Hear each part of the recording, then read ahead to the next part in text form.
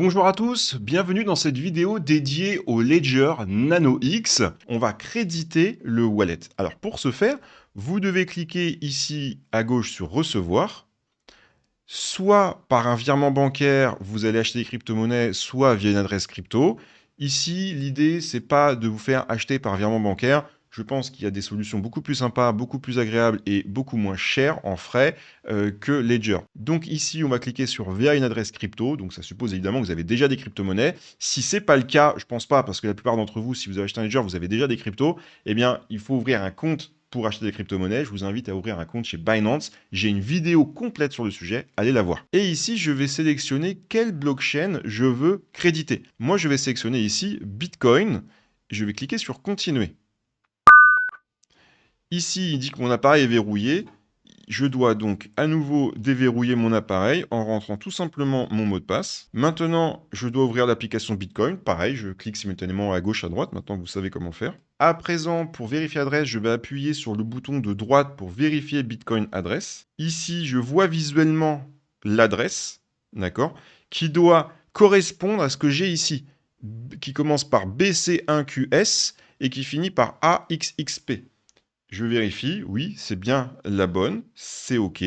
Donc ici, je peux copier donc l'adresse, ou si pour moi, c'est pas forcément confortable, je préfère avoir un QR code, je clique sur voir le QR code. Et là, le QR code, c'est l'équivalent de notre adresse Bitcoin. Donc là, pour l'exemple, je vais envoyer un peu de Bitcoin sur le wallet Ledger pour que vous puissiez voir un peu à quoi ça ressemble. Et vous aurez ici cette fenêtre que vous pouvez fermer. On peut faire exactement la même chose pour Bitcoin, pour Ethereum, etc. Maintenant, je vais vous montrer une petite subtilité. Regardez, si vous allez dans Compte et vous cliquez sur Ethereum, vous cliquez sur Recevoir via une adresse crypto. Vous sélectionnez donc bien Ethereum, Continuer. Donc vous validez ici sur le wallet Open Application Ethereum. Voilà.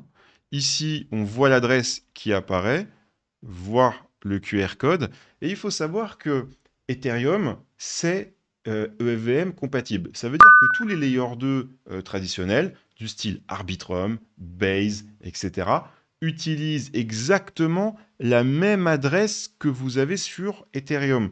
Ça veut dire que quand vous voulez, par exemple, envoyer des Ethereum sur la blockchain Arbitrum, vous utilisez l'adresse QR code d'Ethereum. Ok, c'est exactement la même, ça ne change jamais. Et d'ailleurs, pour cet exemple, je vais créditer des Ethereum sur la blockchain Arbitrum pour que vous puissiez voir à quoi ça ressemble et comment on prend ça en main. Donc parfois, ça peut prendre un peu de temps pour voir vos crypto-monnaies apparaître sur l'écran.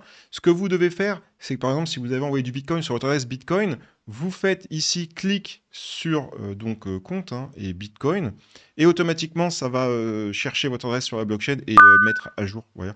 Et là, on voit donc en cliquant que j'ai reçu ici, vous voyez, 0,05 Bitcoin, 45 dollars.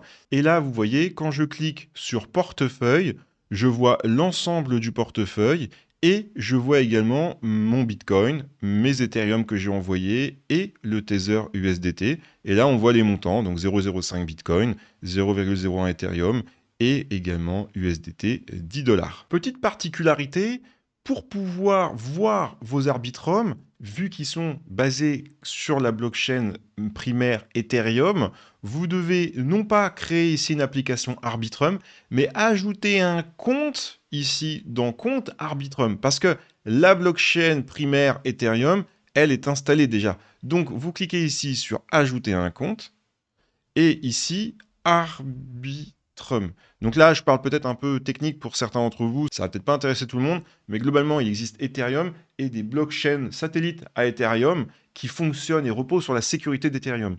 Voilà, c'est pour ça que je veux faire quand même cet aparté, parce que c'est pas évident au premier abord de trouver où c'est. Donc vous cliquez ici sur Arbitrum. Comme souvent, il me demande mon mot de passe sur le Ledger. Je confirme, je réessaye et je clique sur confirmer. Et là, je vois dans compte ma blockchain Arbitrum avec les Ethereum que j'ai envoyés pour 16 dollars. Donc, maintenant que le compte est bon, si je vais dans portefeuille à nouveau, là, je peux retrouver tous mes actifs qui sont actuellement détenus par cette clé Ledger. Donc, du Bitcoin, de l'Ethereum sur la blockchain Arbitrum et également des USDT sur la blockchain ERC20 Ethereum. Cette vidéo arrive à son terme. Je vous remercie d'avoir suivi jusqu'au bout. S'il y a des questions, des zones d'ombre qui ne sont pas claires, n'hésitez pas à poser vos questions en commentaire ou sur le groupe Telegram. Je rappelle qu'il y a un groupe Telegram.